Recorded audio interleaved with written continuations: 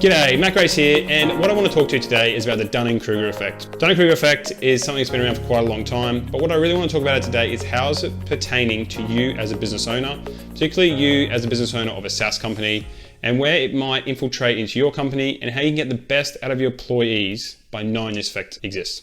So without further ado, I'm going to jump into my tablet here and show you what the Dunning-Kruger Effect is. So the Dunning-Kruger Effect essentially is a graph that has two things. One is confidence on the left and competence on the x-axis. And you're going to see here that really it's about being confident and competent. Now this graph initially sort of starts peaking up at the top, and they call that sort of the peak of Mount Stupid, and they're going down to the Valley of Despair and then up here into the plateau of sustainability. Now a few things I want to break down for you, particularly in a software development company and where this might make more impact for you, is what I would call up here is this would be called a junior developer. This is someone who's come in, they may be fresh out of university, they might be self-taught, and what they're coming in is they think they know everything that's going on, but really they don't know what they don't know. And their confidence essentially is sky high, their competence is very low, but they're really pushing the envelope on trying to get things done. This is a very difficult sort of area and something you really need to keep an eye on with the junior developers because they can form bad habits as well as producing very poor code. As things sort of move forward and you sort of start going down this graph, you're going to get into this area called the Valley of Despair. Now from here, this is where sort of the junior developer migrates from being junior into that mid-senior area. So I would draw mid in here and then senior developer up here somewhere, and we'll sort of just draw a line across the top here. And so they're sort of doing this thing where they've come in as a junior developer, they think they know everything, they've got in there, they've started to realize they actually don't know what's going on, they actually realize there's a lot more out there to learn, and they start getting really despondent and they start really working out going, do I know what I'm doing? Am I the best person for this job? What's going on? Now the other thing you can talk about that what happens in this Valley of Despair is called Imposter Syndrome.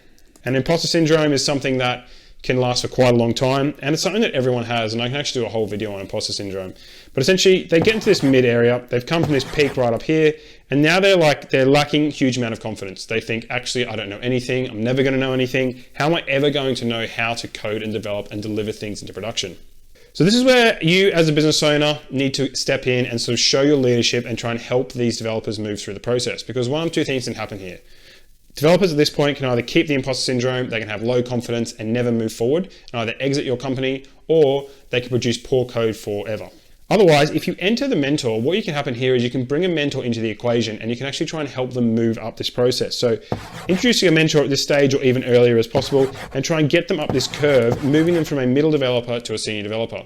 Now, this is not a process that's going to be an overnight thing. This thing is going to take time, but it's about coaching the developer on what they do know and what they don't know, their strengths and their weaknesses, and giving them a path forward. It's about working out how they can move forward in their career and how they can become more confident and more competent. Because as you can see here, moving up the graph means confidence and competence. And so what you want to do is move them out of this imposter syndrome and you want to move them up towards this senior developer. Now what happens is, as you come through here, and you break through this sort of senior barrier and again to this what's called plateau of sustainability, this is where you're going to get your leads and your staff developers. These are the guys who you really want. These are the key people to your organization. These are the key people that are really going to be able to deliver 5 or 10 times more than someone back in this middle area. Now you may pay someone in this middle area a 5-figure salary, and you may pay someone here a 6-figure salary. But the difference between the output that someone in this leadership staffing area can achieve and someone in this middle area is tenfold. So what you want to do is get as many people out of this imposter syndrome, this Valley of Despair area, and up into this plateau of sustainability. And that's where your lead and staff engineers are really going to come to the foray. And that's what we do here at Flying Donkey. At Flying Donkey, as a leader, my goal is to try and set up the structures so that we can help put mentors in place for our junior developers and really notate when they're hitting this peak up here, when they're dropping off the other side, and then putting a path in place for people who are going to go through. It's also acknowledging that not everyone is going to make it up to this point, and so it's talking to developers and saying, what can you do and where do you want to get to, and where can I help you get to the point you want to get to? So in conclusion, everyone is going to go through this, myself included went through this, and every developer is going to happen in their career. It's about acknowledging these points in the process, putting the right mentor and structure in place, and trying to grow your team within. Move them up this course, giving them confidence and competence to try and deliver better code for your business.